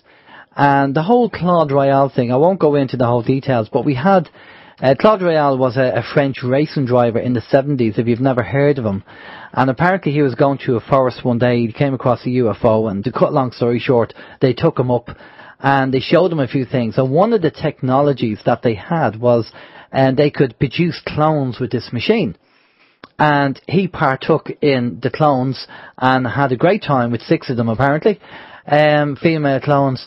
And he came back down and he had a few trips with them, and he set up this movement called the Raelian movement. And a few years ago we had the Irish, I won't say leader, but the guy who was the administrator for the Raelian movement in Ireland on the show, Deg. And so I knew Deg anyway, but I didn't know at the time he got out of it because he, in his own words to us, he just felt it was a bit of a knocking shop, to put it bluntly. What's a knocking shop, Alan? Well, you know, where people get together and talk to each other, you know, and, you know, bring the hammers. And so he got over it. But apparently the Raelian movement is still going on. But the whole idea of, you just imagine that you could go into a shop like, you know, on the high street, and you say to yourself, yeah, I'm kind of fed up with the body now, my body, I want to get a new body. And they go, that's fine, okay. So you sit down and you design the body you want, and then you go into one cubicle and they press a button and you kind of go asleep, and then your consciousness is transferred, and then you wake up and you're in the new body, and it's you but in the new body. I mean, you know, I know it sounds like science fiction, but, you know, maybe down the line that's what will happen. You know, maybe they will have this technology, because there is kind of talk about it. The whole idea of limbs, being able to regrow limbs. Well, look, we already know animals that do it, starfish and stuff like that. So who's not to say that they've taken that technology and they've back engineered how the starfish do it and other animals do it, and then they apply it to, they have the technology to do it, but you just don't tell us how to do it. So they have so many technologies out there. Elysium is the other movie where the sick child, if you're sick and you're one of the elites, they lie you down, press the button, and whatever disease you have, it just attacks the disease, and then that's it. Well, that would be definitely using that technology for good. But again, look at the other side effect, if you like, of it. I mean, let's say for argument's sake, people who were diagnosed with diseases were getting cured. People who, you know, are living into their hundreds now. The place be just overrun. Do you not think? With people, you mean? With people, yeah. Yeah, well, that's the thing, the whole population explosion, you know, if everybody... But then again... Would there be mass sterilisation then? Well, if you think about it, if you look at the Book of Enoch, the whole idea of... Kerry mentioned it earlier in the show, Enoch lived to 800 and something years, because our bodies were supposed to live that long, and his sons lived the same. Around that, a few hundred years, and that's what we were supposed to do. But if it is the case that the Anunnaki back-engineered us to only live... you know, a maximum 120 years, give or take, then that's part of the process. One question I didn't get to speak to Kerry about was, what did she think about the archonic, go to the light and then you'd be getting recycled and chucked out again, you know, the whole born again thing. So I don't know. I mean, maybe that's for another time we'll ask that question. There's so many questions out there, and you just have to go with what resonates with you at the end of the day. Do you believe that there could be joint spoilers out there? Is that possible? You know, analyse it, think about it. Maybe you don't want to because you have enough on your plate. That's fair enough, okay? If you don't want to do that, that's fine. It doesn't mean they're not there. It just means you're not interested in or bothered about it because it's not coming into your field. But sometimes contemplating things that, well, you know, you hear, you know, certain stories. One of the things I have down here I didn't get to say to Kerry as well is the joints of Kandahar. These massive joint people, which apparently the US military came across, and there's a little bit of video footage on YouTube. And these joints are very tall with red hair, and there's been a few shootouts and stuff like that, and 1 or 2 reports of people seeing them. Again, you know, is it true? I don't know. Is it CGI they're using on the video? I don't know, because the elites love putting disinformation out there, as you all know. Just to kind of keep us off track. So again, it's very hard to find the truth when it's buried in a barrel full of lies. So you just have to go with what resonates with you. Plus we have to survive as well. That's the other thing. But going back to the initial topics that we mentioned at the start of the show, the tracker mortgage scandal. I inquired, just to let you know, I made an inquiry to my bank about that. And it's amazing how when the bank are after money, they send you, the letter comes through the post like flash, doesn't it? Mm-hmm. It's there the next day, it's there the next day. But when you ask them for information, it takes about 5 to 6 days to get to you. That woman made a comment about people not trusting the banks. The Fitzgerald, the politician, or people don't trust the banks. Yeah, you're right, really. Because banks now, to me, there's no such thing as an honest bank. And people, white-collar crime, are these bankers going to ever get jailed? Is anybody ever going to go to jail over what happened? No. It's just unbelievable. But I don't know. We're just watching to see what happens, and in the papers and in the mainstream media, and see what they say. And if you have any information, as usual, send us an email. If there's anything of interest, send it in to us and let us know.